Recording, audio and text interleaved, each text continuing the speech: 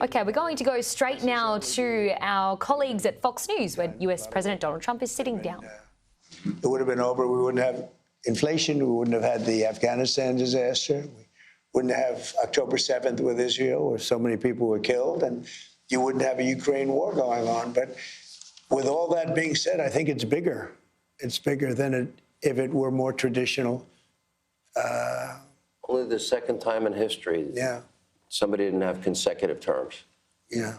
Well, they say it's historically bigger. I don't know about that. But I can say it showed us a couple of things. It showed us that the radical left, their philosophies and policies are horrible. They don't work.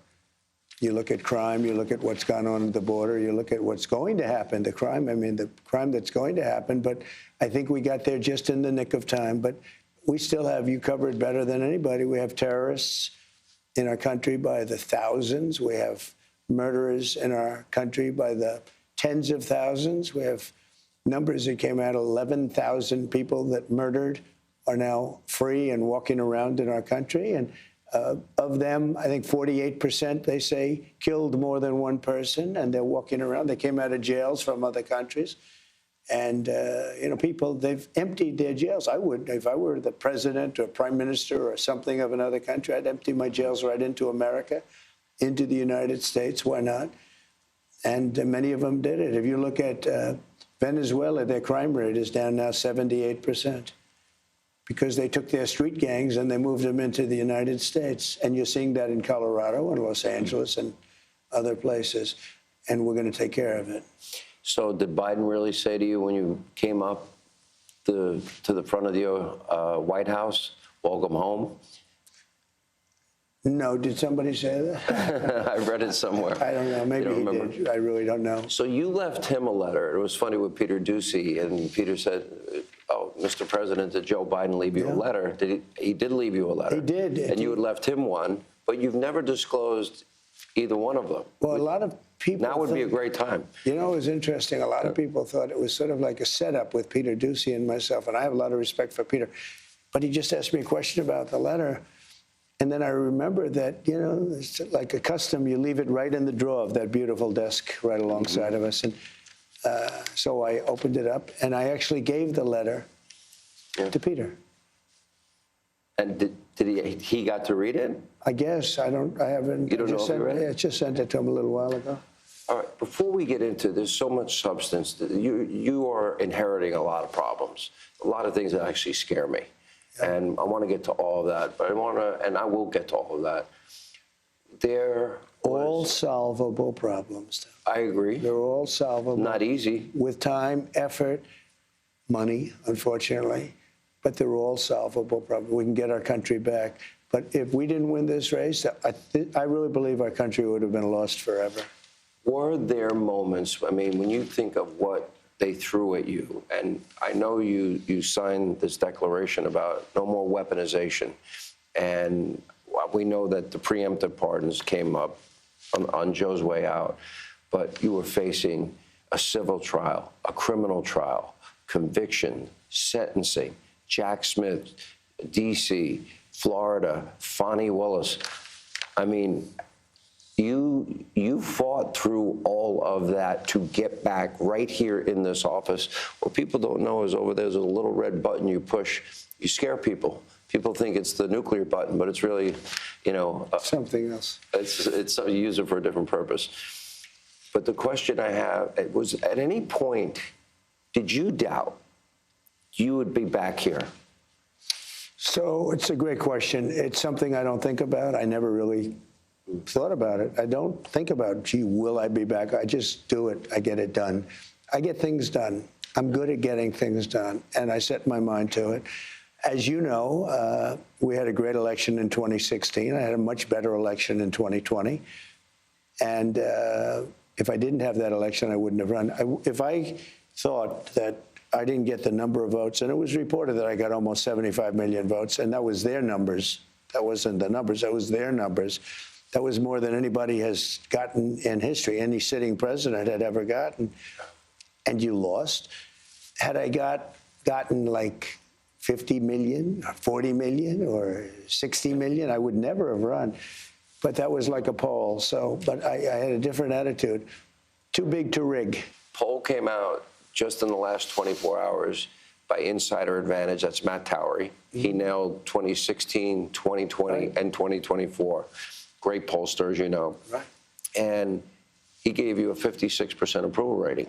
He also said of Congress, and I had a town hall with members of Congress last night, that 70% of respondents want Congress to unite behind your agenda. I watched that show. It was a great show, and you had some great people in the background. Yeah. I know every one of them, and they're really patriots. I just saw the love, you know, as the speaker, who is doing a terrific job. The speaker is answering questions, and I saw the acknowledgement and the love they had. And those are tough people behind him. You know, these are not easy people. There are others that are tougher. I said, well, I don't know. This is a tough group if they want to be. They're not, nobody much tougher. But they're very unified. I think they're going to do a great job. But they have a small majority. You went through over 200 since we've got here. And we have breaking news today that we'll get to in a minute. And especially as it relates to the border and some other issues. But you're going to need to do some of these things legislatively. You will probably play the largest role in uniting them both in the House and Senate. Reconciliation, the Senate has very strict, rules governing how they can do it. Do you, one big beautiful bill, two bills, do you care at this point? I don't care as long as we get to the final answer. I like the concept of the one bill. I guess I said one big beautiful, and that's what everyone faces. Actually, it's sort of a nice sound to it. But I do like that concept.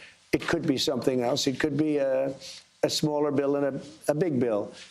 Right. But as long as we get to the right answer. Now, I will say that Los Angeles has changed everything because a lot of money is going to be necessary for Los Angeles. And a lot of people on the other side want that to happen. And North Carolina, too. Fast. Well, they don't care about North Carolina. The Democrats don't care about North Carolina. What they've done with FEMA is so bad. FEMA is a whole other discussion because all it does is complicate everything. FEMA has not done their job for the last 4 years. I had FEMA working really well. We had hurricanes in Florida. We had Alabama tornadoes. But unless you have certain types of leadership, it gets in the way. And FEMA is going to be a whole big discussion very shortly because I'd rather see the states take care of their own problems. If they have a tornado someplace and if they let that state, Oklahoma is very competent. I love Oklahoma. 77 out of 77 districts. And that's never been done before. I did it 3 times. I mean, think of it. 3 times. Never been done. Ronald Reagan had the record, 56 out of 77. I got 77 out of 77. So you have to love a place like that. I love Oklahoma. But you know what? If they get hit with a tornado or something, let Oklahoma fix it. You don't need. And then the federal government can help them out with the money. The FEMA is getting in the way of everything. And the Democrats actually use FEMA not to help North Carolina. It makes no sense. So I'm stopping on Friday. I'm stopping in North Carolina, first stop, because those people were treated very badly by Democrats. And I'm stopping there. We're going to get that thing straightened out because they're still suffering from a hurricane from months ago. And then I'm going to go to California. Will you meet with Gavin? I don't know. I haven't even thought about it. Look, Gavin's got one thing he can do. He can release the water that comes from the north. There is massive amounts of water, rainwater and mountain water that comes due with the snow, comes down as it melts. There's so much water, they're releasing it into the Pacific Ocean.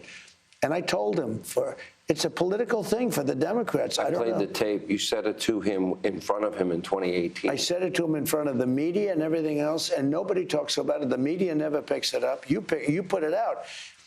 I was so happy to see that tape because some people said, is that possible?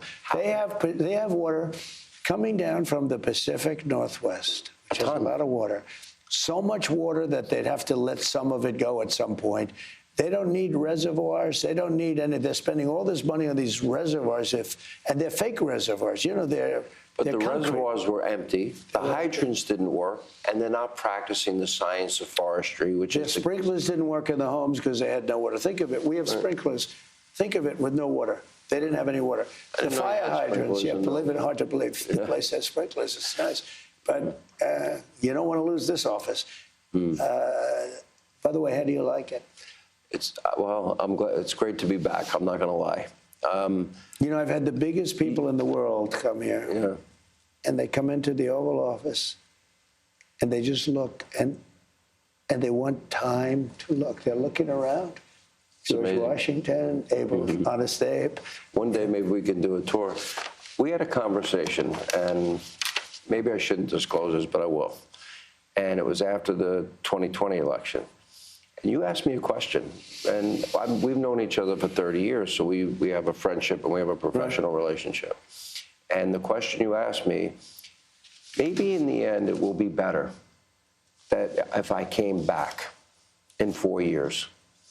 And we talked about history. After World War II, Winston Churchill was thrown out, but they brought him back.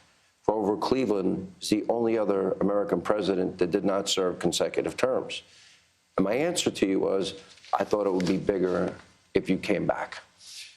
It's turning out to be bigger. And I think one thing is happening is people are learning that they can't govern and that their policies are terrible. I mean, they don't want to see a woman get pummeled by a man in a boxing ring. No. They don't want to see men in women's sports in other ways. They don't want to see them, and they don't want to have transgender for everyone. They don't want a child leave home as a boy and come back 2 days later as a girl. A parent doesn't want to see that. And there are states where that can happen. Oh. They don't want to see taxes go through the roof. Like, this is the only group of people that want to raise your taxes. They say, we want to raise your taxes. You know, if they don't work with us on the Trump tax cuts extending, that would mean it would go back to the taxes. We got the largest tax cut in history. That would mean the taxes would go up more than any tax hike in the history of our country. And normally you'd say, that's got to be the easiest negotiation in history, because if they did that, how could they ever win an election? But they'll fight us on that. They fight us on things. It's incredible.